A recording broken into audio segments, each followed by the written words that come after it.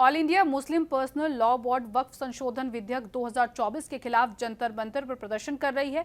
यहाँ भारी पुलिस बल की भी तैनाती की गई है। All India Muslim Personal Law board ने वक्फ संशोधन विधेयक के खिलाफ दिल्ली के जंतर मंतर पर धरना प्रदर्शन किया।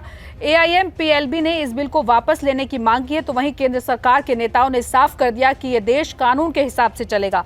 बता दें कि माना जा रहा है कि सरकार मौजूदा बजट सत्र के दूसरे भाग में वक्फ विधेयक संसद में पेश कर सकती है। All India Muslim Personal Law board के संशोधन विधेयक 2024 के खिलाफ चल रहे विरोध प्रदर्शन के बीच दिल्ली के जंतर मंतर पर भारी पुलिस बल तैनात किया गया।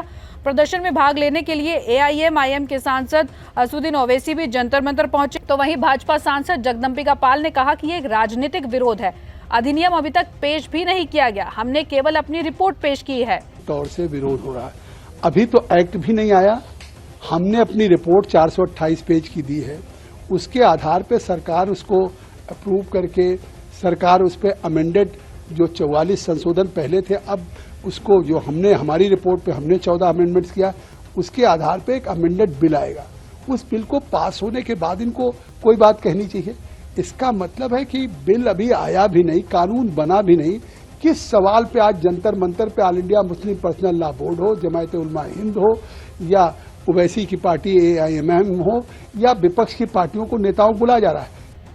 तो वही कांग्रेसी नेता सलमान खुर्शीद ने कहा कि हमें कहीं किसी से गुरेज नहीं है कि कोई कैसे जिंदगी जीता है, बस हमें हमारे हिसाब से जीने दिया जाए। कि वक्फ का कितना करीबी ताल्लुक हमारी तहजीब से है, हमारी तहजीब से है, हमारे ईमान से है। और ये सवाल एक बड़े पैमाने पे सवाल उत्तराखंड में उठा है, जो UCC का मामला आया है वहां पर ये सवाल उठा है। हमें कहीं किसी से ये गुरेज नहीं कि वो अपनी जिंदगी कैसे जीना चाहते हैं। हमारा सिर्फ एक कुछ कहना है, तो ये कहना है कि हमको हमारी जिंदगी अपने उसूलों पर जीने दीजिए, अपने ईमान पर जीने दीजिए। AIM-IM चीफ असुद्दीन ओवैसी ने कहा कि मोदी की हुकूमत जो बिल ला रही है उसका एक ही मकसद है, मंदिर और मस्जिद के नाम पर फसाद होते रहें। दिल्ली में वक्फ की 130 संपत्ति हैं, जिसके बारे में कहते हैं कि सरकार की जमीन है। ये बिल अगर पास हुआ तो ये जमीन किसी की नहीं रहेगी, ये जमीन सरकार की जमीन हो जाएगी। कल कोई भी जाकर कह देगा कि मस्जिद नहीं है और कलेक्टर बोल देगा कि इंक्वायरी, और जब इंक्वायरी कलेक्टर ऑर्डर करेगा इस बिल के कानून के तहत, इस बिल के तहत, तो जब तक कलेक्टर की इंक्वायरी नहीं होती वक्फ की प्रॉपर्टी नहीं रहेगी। यही होगा ना। अगर आपकी मस्जिद है, कोई जाके बोलेगा मस्जिद नहीं है, कलेक्टर को कंप्लेंट दे दिया, कलेक्टर इंक्वायरी ऑर्डर करेगा, इंक्वायरी तक जब इंक्वायरी ऑर्डर करेगा तो वो मस्जिद ही नहीं रहेगी, वक्फ नहीं रहेगा।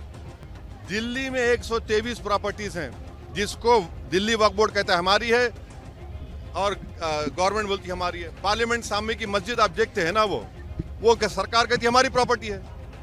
कल कलेक्टर ऑर्डर करेगा और नोटिस लगा देगा गवर्नमेंट प्रॉपर्टी। वही तो कर रहे हैं। Subscribe now and press the bell icon. Never miss an update.